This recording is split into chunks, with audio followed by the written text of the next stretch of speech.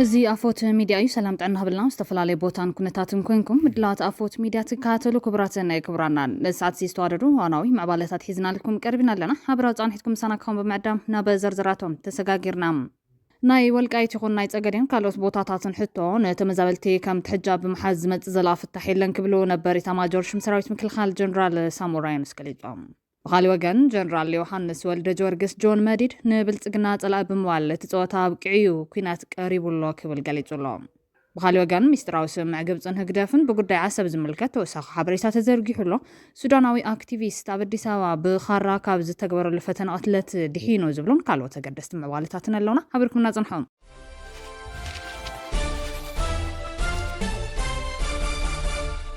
ብቀዳምነት ኣብ ልዕሊ ኣስታት 4.9 ሚልዮን ብር ዝግመት መሰረተ ልምዓት ሓይሊ ኤሌክትሪክ ጉሕለት ፈጺሞም ከም ልጡ ዝፈተኑ ውልቀ ሰባት ኣብ ትሕቲ ቀይዲ ከም ዘውዓለ መምርሒ ፖሊስ ዝዋዶ ምብራቅ ትግራይ ኣፍሊጦም። ተስተፈጸመ ገበን ኣብ ወረዳ ወጀራት 20 ጣብያ ባሕሪ ጸባ ቁሸት ዳርዕታ ከም ዝኾነ ሓላፊ ምክልኻል ገበን ትዘባ ዋና ኢንስፔክተር ይርጋለም ገብረ ጻድቅ ሓቢሮም። ብ15 ታሕሳስ 2018 ዓ.ም ለይቲ ሰዓት 7 ኣብ ወረዳ ወጀራት 20 ጣብያ ባሕሪ ጸባ ፍሉይ ቦታ ዳርዕታ ኣብ ዝተባሃለ ቦታ ካብ ዋና መከፋፈሊ ሓይሊ ኤሌክትሪክ ኣብ ልዕሊ ዝተዘርግሐ ኣስታት 4.9 ሚልዮን ብር ዝግመት ሽቦ ኤሌክትሪክ ዕንወት ብምብጻሕ ኣብ መኪና ጽዒኖም ከም ልጡ ዝፈተኑ 6 ውልቀ ሰባት ኣብ ትሕቲ ቀይዲ ውዒሎም ተወሳኺ ምጽራይ ይካየድ ከም ዘሎ ሓላፊ ምክልኻል ገበን ዘዋዶ ምብራቅ ትግራይ ዋና ኢንስፔክተር ይርጋለም ገብረ ጻድቅ ሓቢሮም። እቶም ፈጸምቲ ገበን ምስ ካልኦት መሻርክቶም ኮይኖም ዝፈጸምዎ ከም ዝኾናን ኣብ ከተማ ማለ ክፍለ ከተማ ዓይደር ፍሉይ ቦታ ሓሚዳይ ሓደ ውልቀ ሰብ ብኢንቨስትመንት ከልምዖ ዝሓዘ ቦታ ነዚ ገበን መፈጸም ገይሩ ክጥቀመሉ ከም ጸንሐን እቲ ገመድ ኤሌክትሪክ ናብ ካሊእ ዓይነት ምህርቲ እናቐየሩ ዝተረኸቡ ውልቀ ሰባት እውን ኣብ ትሕቲ ቁፅር ውዒሎም ገበኖም ኣብ ምጽራይ ከም ዝርከብን ዋና ኢንስፔክተር ይርጋለም ገብረ ጻድቅ ወሲኾም ዝገለጹ እንትኾን ሰብ ሃፍቲ ንስራሕቲ ልምዓት ዝሓዝዎ መሬት ህዝብን መንግስትን ኣብ ከምዚ ዓይነት እንዋር ተግባር ካብ መዓል ክቆጠቡን መናእሰይ ድማ ብግዜያዊ ጸገሞም ናብ ከምዚ ዓይነት ተግባር ክኣትዉ ከም ዘይብሎምን ኣተሓሳሲቦም። መርማሪ ፖሊስ ዘዋዶ ምብራቅ ትግራይ ዋና ሳጅን ኣሸብር ኣስማረ ብወገኖም እቶም ገበን ክፍጽሙ ኣብ ትሕቲ ቁፅር ዝውዓሉ ውልቀ ሰባት ነቲ ገበን መፈጸሚ ዝተጣምሉ ካልኦት ንብረታት እውን ከም ዝተተሓዘን ሓንቲ ኣይሱዚ መኪናን ክልተ ሞተር ሳይክላትን ነዚ ተግባር ከም ዝተጣሙ ብምሕባር እቲ ዝጓሓልዎ ኤሌክትሪክ ገመድ ኣብ ክፍለ ከተማ ዓይደር ፍሉይ ቦታ ሓሚዳይ ነቲ ገመድ ብምምካኽ ናብ ካሊእ ዓይነት ምህርትና ቀየረ ከም ዝተረኸበ እታ መምከኺት ማሽንን ካልኦት ንብረታትን ብኤግዚቢት ተታሒዞም ተወሳኺ ምጽራይ እናተኻየደ ከም ዘሎ ሓቢሮም። ኣዛዚ ፖሊስ ክፍለ ከተማ ዓይደር ኢንስፔክተር ደርሳለኝ በርሃ ነዛ መልኪቶም ኣብ ዝሃቡና ሪቶ ብፖሊስ ዘዋዶ ምብራቅ ትግራይ እናተመርሓ ኣብ ክፍለ ከተማና ዝተረኸበ ኣብ ቀይዲ ዝውዓለ ፍጻመ ገበን ከም መበገሲ ብምጥቃም ኣብ ዝገበርናይ ተፍትሽ ካልኦት ናይ ቴሌን መብራህትን ንብረታት ኣብ ቁፅር ኣውዒልና 3 ገበነኛታት እውን ተታሒዞም ጉዳዮም እናተጻረየ ይርከብ ምስ በሎም ህዝብን ኣካላት ጸጥታን ዝገብርዎ ዘለዉ ዝተዋደደ ስራሕ ኣጠናኺሮም ክቕጽልሉ ይግባእ ክብሉ መልእኽቶም ኣመሓላሊፎም።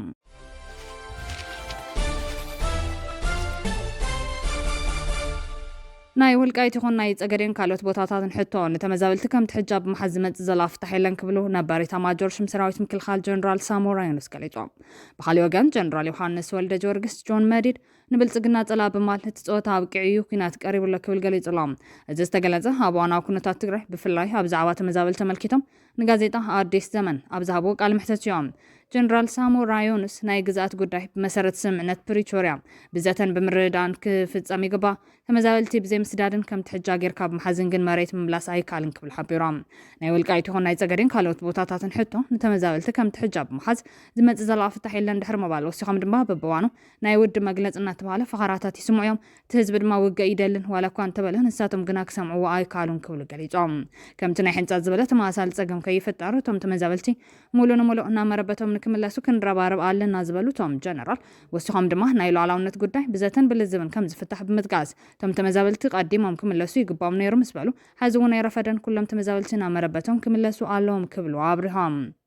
ብኻሊ ወገን ጀነራል ዮሐንስ ወልደ ጀወርግስ ጆን መዲድ ንብልጽግና ጸላእ በማለት ጸወታ ኣብቅዕዩ እዩ ኩናት ቀሪቡሎ ክብል ገሊጾም። ንብልጽግና ጸላእ በማለት ዝጸውዐ ጀነራል ትግራይ ምስ ተመዛበልቲ ህዝቢ ብሓይሊ ክንኣቱ ኢና በማል ሓያል መግለጺ ሂቦም። ነቶም ኢዶም ወጢሞም ዘፈራርሑና ዘለዉ ዝበሎም ኣካላት እውን ኣፈራርሒሎም። ኣብ ግንባር ራያ ዝተዋፈረ ሓይልታት ትግራይ ዝመርሕ ጀነራል ዮሐንስ ወልደ ጌርግስ ጆን መዲድ እቲ ጸወታ ተወዲኡ እቲ ኩናት ቀሪቡ እዩ ኢሎም። እቲ ጀነራል ንብልጽግና ጸላእ በማል ንውዕል ፕሪቶሪያ ናይ ሓሴቱ ገይሮም ሞይል ከሲሶም። ጀነራል ጆን መዲድ ነዝገለጸ ኣብ ማጫው ኣብ ዝሕዝዋን ኣብ መየት ዝርከብ ጉዳይ ጥሜት ተመዛበልቲ ትግራይ ብዝምልከት ኣብ ዘካየዱ ኣኺባ እዮም መደረት ጀነራል ስምዕ ፕሪቶሪያ ብጸላትና ሸፈጥ ኮይኑላ ተጸወታ ተወዲ ኢሎም ብዛዕባቶም ተመዛበልቲ ብዝምልከት ወሲኹን ንሕና ከም ሰራዊት ዝኾነ ሓገዝ ሒዝና ይንመጽን ናብ ገዛውትኩም ክንመልሰኩም ኣለና ኢሎም ከመገላልጸት ጀነራል ኣብ ዝሕዝዋን ተመዛበልቲ ናብ ወልቃይት ወይ ንምዕራብ ትግራይ ብሓይሊ ምምላስ ዝብል ጉዳይ ብመሪሕነት ህወሓት ይረሎም ጀነራል ታደሰ ወረደ ኣብ ዝሃቦ መግለጺ ተመዛበልቲ እንተዘይተመሊሶም እቲ ኩናት ደው ክብል ከም ዘይኽእል ከም ዝገለጸ እዩ ዝሕበር ጀነራል ዮሃንስ ወልደ ጊዮርጊስ እውን ሓደ እግሮም ኣብ ትግራይ ሓደ እግሮም ደግ ኮይኖም ኣብ ክልል ትግራይ ናዕቢ ክፈጥሩ ዝፍትኑ ኣእዳዎም ክንቆርጾም ኢና ክብል ኣጠንቂቖም ኣብ ውሽጢ ህወሓት ዘሎ ዘይመረዳቕ ተመዛበልቲ ህዝቢ ከመይ ገይሩ ናይ ቁማር ፖለቲካ ኮይኑ ምጽንሑ ዝገልጹ ገለ ኣካላት እታ መንጎ ጉጅለ ደብረጽዮንን ጉጅለ ጌታቸውን ስዒቡ ድማ ምስ ወዲ ወረደ ኣለም ገብረ ዋህድ ዘሎ ምስሓብ ንመላእ መሓወር ክልል ትግራይ ኣብ ክልተ ከፊልዎ ይርከብ ቁማር ናይ መንቃል ይሰማዕ ይገዝእ ዝብል ቅልስ ስልጣን ነቲ ተመዛበልቲ ናብ ዓዶም ክምለሱ ዝግበር ዲፕሎማሲያዊ ጻዕሪ ሸባ ገይርዎ እዮም ህዝቢ ኣብ ክንዲ መፍትሒ ዝረክብ ናይ መን ሓሳብ ይገዝእ ኣብ ዝብል ቁማር ተሓፂሩ ጸኒሑ ይርከብን ሰብኣዊ ሓገዝን ባጀትን ክመጽእ እንተሎ በየናይ መሓወር ይከፋፈል መን ይቆጻጸሩ ኣብ ዝብል ንሕና ስለ ዝተጸመዱት ሓገዝ ኣብ መኽዘናት ክባላሸው ወይ እቲ ክፍተት ተጠቂሞም ናይ ህዝቢ ረድኤት ናብ ጸሊም ዕዳጋ ከውፅኡ ዕድል ፈጢሩ እዮም ብተወሳኺ ፌደራል መንግስቲ እንድሕር ረድኤት ኢልኩም ዘይተሓቱን እንታይ እተወኒ ናይ ምባል ድሌታት እውን ተራዮም ኣብ ታሕቲ ዘለዎ ወረዳታት መከፋፈልቲ ሓገዝን ንመን ኢና ንእዘዝ ኣብ ዝብል ግርጭት እዮም ዝርከቡ ሓደ ጉጅለ ተመዛበልቲ ናብዚ ምለሱ ክብል እንተሎ እቲ ካልእ ጉጅለ ድማ ንፖለቲካዊ ረብሓ ኢሉ ኣይፋልን ተመዛበልትና ቀዲማ ውድብ ትድሓንዮም ዝብል ዘሎ ኣብ ዝብል ቁማር ተመዛበላይ ተጸሚዱ ይርከብ ተመዛበልቲ ናይ ሓደ ወገን ደገፍቲ ተገይሮም ስለ ዝወሰዱ እቲ ካልእ ወገን ሓገዝ ክኸሎም ወይ ከንቅፎም ይራም እቲ ህዝቢ ኣብ መንጎዞም ክልተ ሓይሊ ተሓኒቑ እናበረሰ መጽኡ ይበርስ እውን ኣሎ ፌደራል መንግስቲ እዚ ምምቃቃል ከም ዓብይ ናይ ፖለቲካ ዕድል ይጥቀመሉ ኣሎ ከፋፊልካ ግዛም ፌደራል ምስ ሓደ ጉጅለ ክረዳዳን ከሎ ምስትኻላ ይገራጮም እዚ ድማ ነቲ ውዕል ፕሪቶሪያ ንምትግባር ዝግበር መስርሕ ግዜ ከም ዝወስድን ተመዛበልቲ መዕቆቢ ከም ዝበሉ ንገብረሎም ኣብ መወዳእታ ተመዛበላይ ብሕማምን ጥሜትን ይመውት እቲ ዝተረፈ ድማ ተስፋ ቆሪጹ ናብ ስደት ይመርሕ በዚ ምክንያት ናይ ምዕራብ ትግራይ ማንነት ይበርሰሎም ኣብ ውሽጥኩም ሰላም ይብልኩምን መን ይውክለኩም ኣይንፈልጥን ብዝብል ኣጎል ምክንያት ፌደራል መንግስቲ ንሕቶ ተመዛበልቲ እንድሕሪት እናደርበ ይመጽኦም እዚ ኩሉ ቁማር ኣብ ልዕሊ ስጋን ደምን ህዝቢ ዝካየድ ዘሎ ፖለቲከኛታት ክሳራ ይብሎምን ዝኸስር ዘሎ ግን እቲ ኣብ ሕፃን ጨርቅን ተዓቂቡ ዝርከብ ዘሎ ተመዛባሊ እዮም ረድኤት ካብ ፖለቲካ ነጻ ክኸውን ተመዛበልቲ ድማ ብዘይ ዝኾነ ፖለቲካዊ ቅድመ ኩነት ድሕነቶም ብዝተሓለወ መንገዲ ናብ መረበቶም ክምለሱ ይግባእ ዝብል ለቦዋ እናቐረበ እዮም ኣብዚ ጉዳይ መልኪቱ ውልቃዊ ርእይቱ ዘካፈለ ዶክተር መሓር ታደለ ብወገኑ ኣብ ዝቐረባ ግዜ ዝወፁን መናሰይ ቀለስቲ ማሕበራዊ ሚድያ ዘጋውሕዎምን ፀብጻባት ኣብ ትግራይ ዝርከቡ ተመዛበልቲ ዘሳቒ ዘሎ ሕሱም ጥሜት ተቃሊዖም እዮም ድሙር ጻዕርቶም ዝቀላቀሉ ዘለዉ ቀለስቲ ማሕበራዊ ሚድያ ብመንጽር መልእኽትን ሜላን ትረ ሰፊሕ ደገፍ ክወሃቦ ዝግባእ ኣብነታዊ ተግባር እዩ ዝበል ኮይኖም ኣብ ትግራይ ከም ዝሞቱ ብፀብጻብ ካብ መንጎ ዝተረጋገጹ ሰባት ዳርጋ ፍርቆም ብሰንኪ ጥሜት ዝሞቱ እዮም ብኣቆጻጽራ ኣውሮፓ ካብ ሕዳር 2022 ክሳብ ናሓሰ 2023 ዝነበረ ግዜ ዝሸፈነ ኣካዳሚያዊ መጽናዕቲ ከም ዘመላኽቶ ጥሜት ኣብ ኩሎም ብርክታት ዕድመ ዝርከቡ ሰባት እቲ ኣውራ ጠንቂ ሞት ኮይኑ ካብ መንጎቶም ከም ዝሞቱ ዝተረጋገጸ ሰባት 49.3 ሚታዊ ዝሽፍን እዮም ትሕቲ 5 ዓመት ዝዕድሜዮም ህጻናትን ደቂ ኣንስትዮን ካብ መንጎቶም የመና ነዚ ሓደጋ ዝተቃልዑ እዮም ብኣቆጻጽራ ኣውሮፓ ካብ 2022 ነዚ ኣብ ሰሜናዊ ምዕራብ ትግራይ ዝርከቡ ሕጻጽ መዕቆቢ ተመዛበልቲ ልዕሊ 300 ሰባት ብጥሜትን ሳን ሕክምናዊ ደገፍን ከም ዝሞቱ ቅድም ኢሎም ዝወፁ ፀብጻባት ሓቢሮም ብኣቆጻጽራ ኣውሮፓ ካብ ሓምላይ 2025 ነዚ ጥራሕ ልዕሊ 50 ሰባት ብተወሳኺ ከም ዝሞቱ ፀብጻባት ኣለዎ ብምክንያት እዚ ብኣሽሓት ናይ ዝቁፀር ሰብ ሂወት ሓደጋ እንጽላልዎ ኣሎ እዚ ከምዚ ኢሉ እንተሎ ሰብኣዊ ረድኤት ብዝለዓለ ደረጃ ምንካዩ ነቲ ቅልውላው ክዓሞ ገይርዎ እዮም ሓገዝ ምግቢ ዝተገበረሎም ወገናት ብ56.2 ሚታዊ ምንካዮም ኣብ ጥሪ 2025 1650,018 ዝነበረ ቁጥሪ ተሓገዝቲ ኣብ ሕዳር 2025 ናብ 931,179 ምውራዱ መረጋገጽ እዮም ካብ መንጎዞም ተሓገዝቲ እቶም ዝበዝሑ ተመዛበልቲ እዮም እዚ ማለት ኣብ ውሽጢ 9 ኣዋርሕ 931,179 ሰባት ጥራሕ ደገፍ መድሓኒ ሂወት ረኺቦም ማለት እዮም ኣብ ምምሕዳር ህዝቢ ሓላፍነት መንግስቲ ዘለዎም ሰባት እዋናዊ ምላሽ እንተው ጥሜት የሉን ኣብ ልዕሊ ዞም ወገናት ኣጋጢሙ ዘለዎ ሞት ግደን ዘይተርፍ ክኾነ ይምነበሮን ታይዳ ዝወደቐ ናይ ስልጣን ፖለቲካ ስስዕን ዋይን ኣርዑት መግዛትን ዝወለዶም እዩ በማልዩ ርእይቱ ኣካፊሉ ዘሎ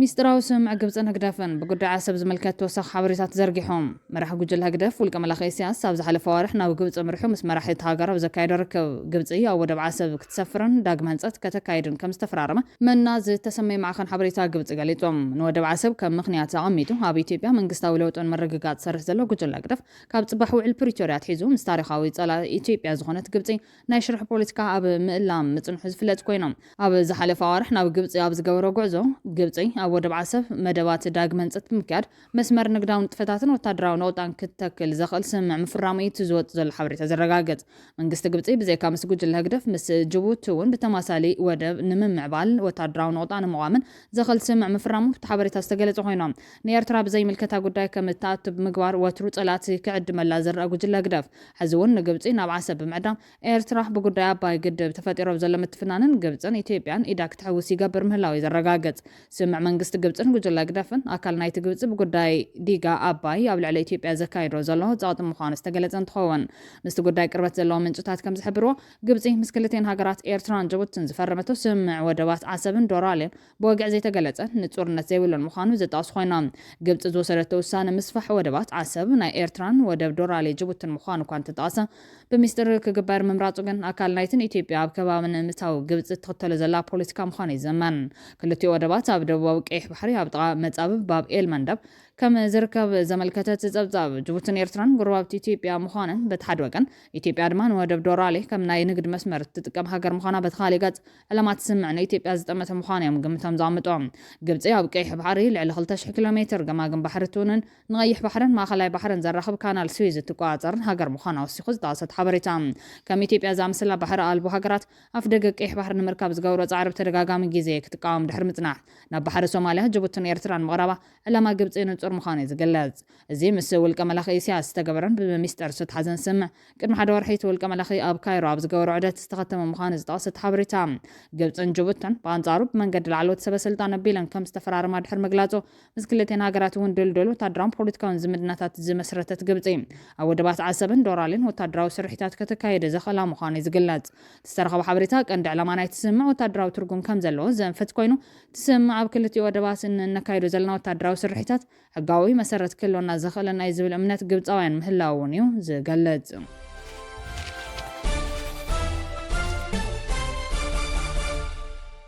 ሱዳናዊ አክቲቪስት ኣብ አዲስ አበባ በኻራ ካብ ዝተገበረሉ ፈተና ቅትለት ድሒኖም ብዋድ ጋልቫ ዝፍለጥ ሱዳናዊ አክቲቪስት ሂሻም ዓሊ መሐመድ ዓሊ ኣብ ርእሰ ከተማ ኢትዮጵያ አዲስ አበባ መንነቶም ዘይተፈለጡ ሰባት በኻራ ድሕሪ ምውቅዑ ካብ ሞት ከም ዝተረፈ ዘሱዳን ታይምስ ትማል 25 ታሕሳስ ሓቢሮም መጥቃዕቲ እቲ አክቲቪስት ምስ ወታደራዊ መሪሕነት ሱዳን ቅርበት ዘለዎም ኣሃዛት ዝሓዙ ፋይላት ብልሹና ይዘርግሐሎ ዝብል ፀብፀባት ምቕራብ ስዒቡ ብ23 ታሕሳስ ከም ዝተፈጸመ ይዝግለጽ እቲ በኻራ ዝተወግአ ሱዳናዊ አክቲቪስት ቆሲሉ እኳ እንተነበረ ብሂወት ከም ዝድሓነ ነቲ ፍጻመ ዝፈልጡ ምንጭታት ሓቢሮም ሰመዚ ኢትዮጵያ ገበነኛታት ንምልላይን ድርኺት ናይቲ መጥቃዕትን ምፍላጥን ምርመራ ይካየድ ከም ዘሎ ፍሊጦም ኣሎም ዛጌድ ኣብ ትሕቲ ቀይዲ ዝኣተወ ሰብ እንተሎ ግን ኣይተገለጸን እዚ ፍጻመ ኣብ ሱዳናውያን ደለይቲ ፍትሕን ተጣበቕቲ ሰብኣዊ ምስላትን ብዛዕባ ድሕነት ናይቶም ኣብ ስደት ዝነብሩ ፖለቲከኛታት ተቃወምቲ ስክፍታታት ፈጢሩሎም ብኻልእ ወገን መራሕቲ ሱዳንን ቱርክን ብዛዕባ ኩነታት ቀርኒ ኣፍሪካ ኣብ ዕፁ መድረኽ ይዘራረቡ ምህላዎም ተፈሊጦም ኣብ ቱርኪ ምብጻሕ ዘካየደ መራሒ ሱዳን ጀነራል ዓብደልፋታሕ አልቡርሃን ምስ ፕረዚደንት ቱርኪ ረፂብ ጣይብ ኤርዶጋን ብምርኻብ ብዛዕባ ኩነታት ቀርኒ ኣፍሪካ ዘቸዮም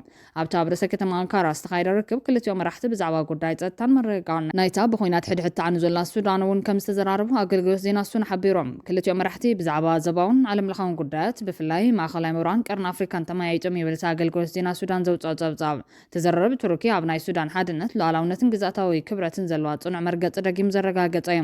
ፕረዚደንት ኤርዶጋን ንጋዜጠኛታት ኣብ ዝሃቦ መብሪ ኩነታት ሱዳን ናብ ዓለም ዝኸፍአ ሰብኣዊ ቁላ ፈጢሩላ ክብል ከም ዘጠንቀቐ ኣገልግሎት ዜና ቱርኪ ኣናዶሉ ሓቢሮም ዝፍጸም ዘሎ ግፍዕታት ምስ ገበናት አንጻር ሰብኣውነት ዝዳረግ ምዃኑ ብምጥቃስ ድማ ደው ክብል ፀዊዕሎም አንካራ ንህዝቢ ሱዳን ክትቦ ፀንሐት ሰብኣዊ ረድኤት ክትቅጽሎም ምዃና እውን ኣፍሊጣላ